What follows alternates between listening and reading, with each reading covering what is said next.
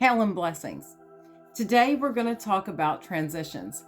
And I'm not talking about that necessary transition that we all face at some point between this realm and another realm, or some people say the underworld. I'm going to talk about those transitions that are equally as profound that we undertake during the cycle of our lifetimes. See, we're not the same people today that we were yesterday or even years before. We're not the same person now that we're going to be tomorrow or going forward. Yes, there are some commonalities and some core things that stay the same, but we have a human experience. We experience stress, struggle, decisions that we make for ourselves, free will, things that aren't our free will that just happen because that's life, things that are ordained to be, things that we choose to do for good or bad, or for indifferent reasons, can have good outcomes, bad or otherwise.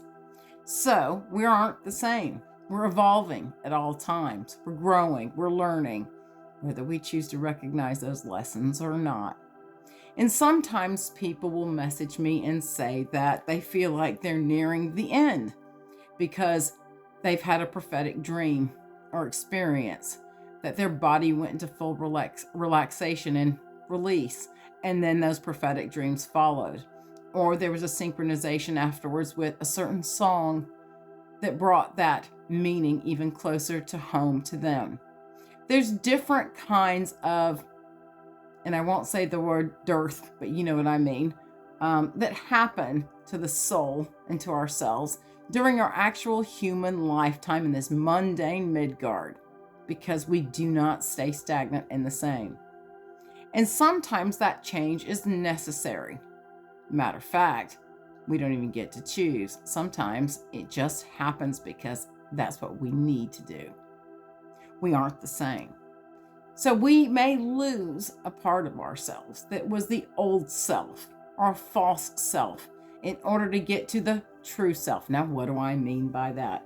The true self is the part of you that's vibrating at that highest energy, frequency, and vibration, that connection to your spirituality, to your purpose in Midgard, to your purpose spiritually, to the divine, to nature. That untrue self is the part that is contaminated by stress, by strain, by illness, by trauma, all the things that can negatively affect the true self. And we forget the true self. It's not always easy. We get bombarded. Life can be incredibly hard, and it is very personal and real because we're living it.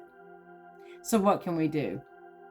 If you find yourself having one of those experiences, and I will say, there is that shamanic dearth that people undergo willingly to let go of the ego, I, and id, and all the baggage that goes with it, to become one with spirit. That's a thing. Those who have gone through that initiation understand it. It's hard work. It can create a lot of sadness, a lot of emotion, but also after that passes a great understanding, connection, and peace.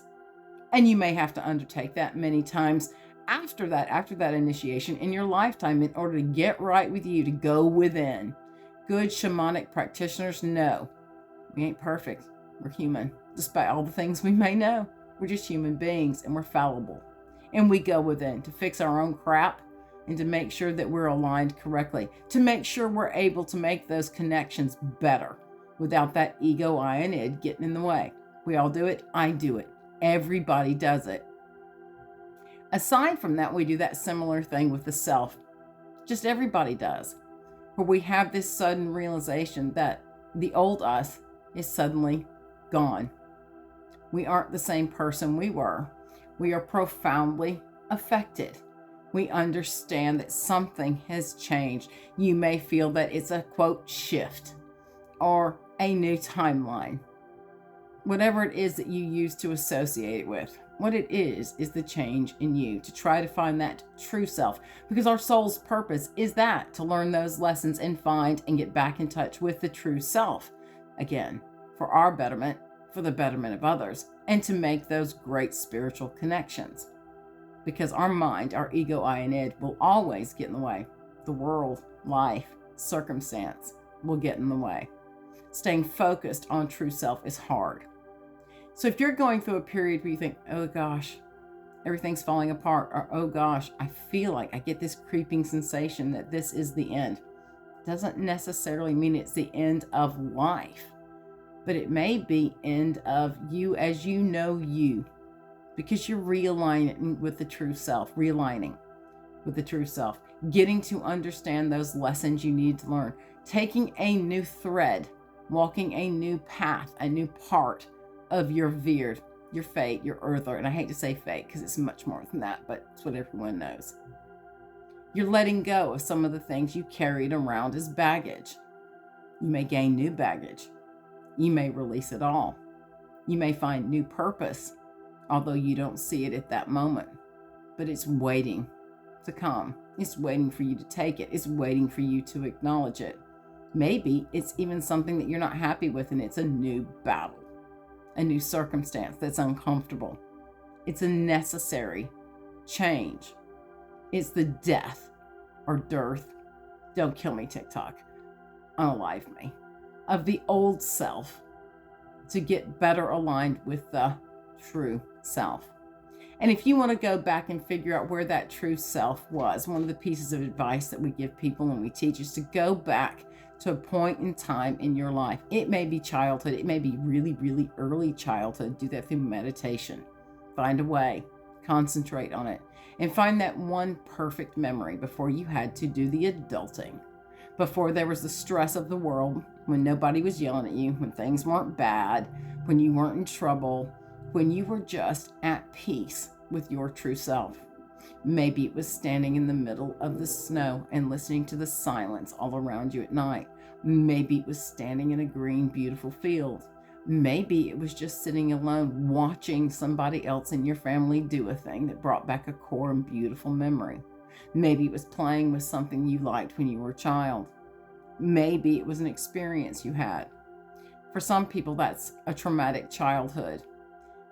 Finding it isn't always easy, but there will be even a 3-second, 5-minute, 10-minute portion way, way, way back on your threads where that feeling is there, where that perfect place of true self was shining. It came out and it was there. You've got to do the work to go back and find it. And if you want to work forward from there for traumas and figure out your purpose, that's where you work forward from. For some people, that's a very long distance to travel. For some people, it's very short. It's unique to the individual and their life and experience. But not everything that feels like a passing or you think you're going to pass means that you're going to pass. Not everything means that. Sometimes it's the passing of the old self to gain the true self. And with that comes lessons that can be difficult. They also can be beautiful, but they're always for growth. So you don't want to drag along that lead weight of traumas from the past. Leave them where they lay, in the past, where they belong. Don't throw them before you, behind you, around you, above you, and below you, at absolutely everything and everyone.